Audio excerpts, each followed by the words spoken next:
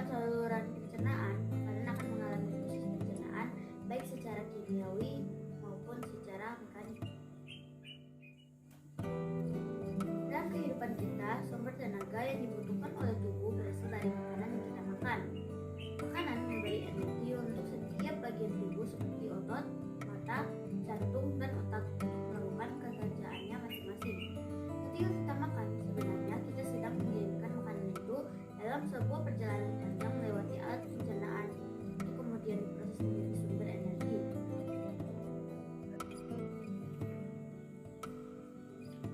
Sistem pencernaan manusia terdiri dari organ-organ pencernaan manusia. Adapun organ pencernaan yang pertama yaitu mulut. Mulut berfungsi sebagai tempat masuknya makanan dan dimulainya proses pencernaan. Di dalam mulut terjadi pencernaan secara mekanik oleh gigi dan kimiawi oleh enzim amilase. Makanan yang dimasukkan ke dalam mulut akan dihancurkan oleh gigi agar menjadi lebih kecil.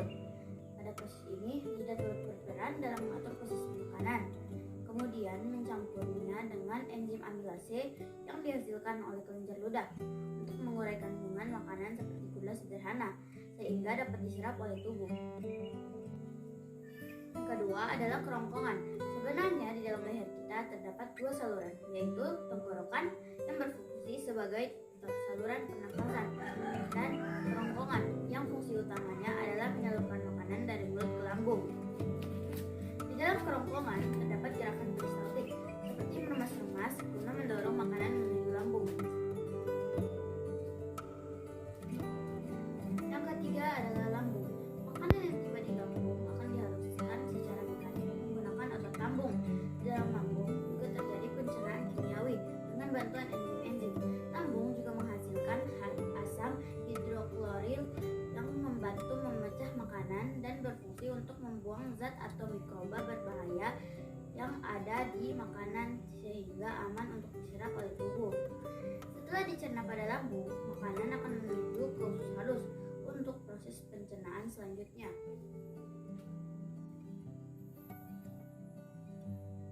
Yang keempat adalah pankreas.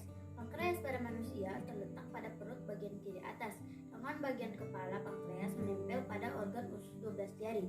Pankreas memiliki dua jenis kelenjar sekaligus, yaitu yang pertama kelenjar eksokrin yang berfungsi menghasilkan enzim untuk membantu pencernaan.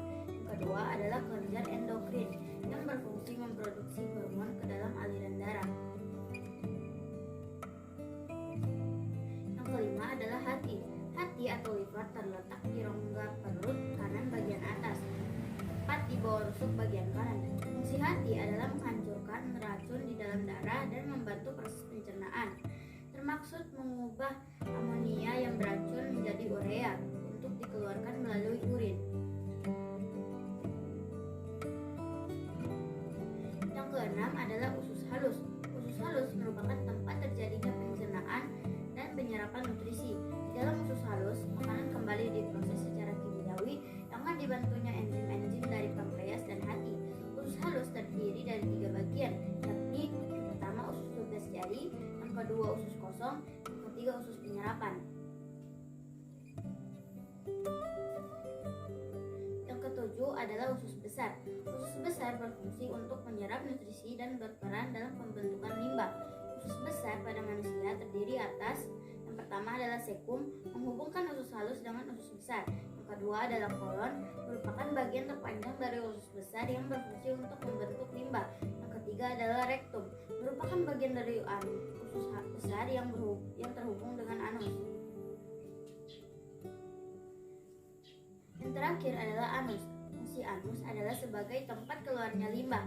Anus terletak pada ujung dan merupakan bagian terakhir dari saluran pencernaan. Sekian presentasi saya tentang sistem pencernaan pada manusia. Semoga bermanfaat. Terima kasih. Wassalamualaikum warahmatullahi wabarakatuh.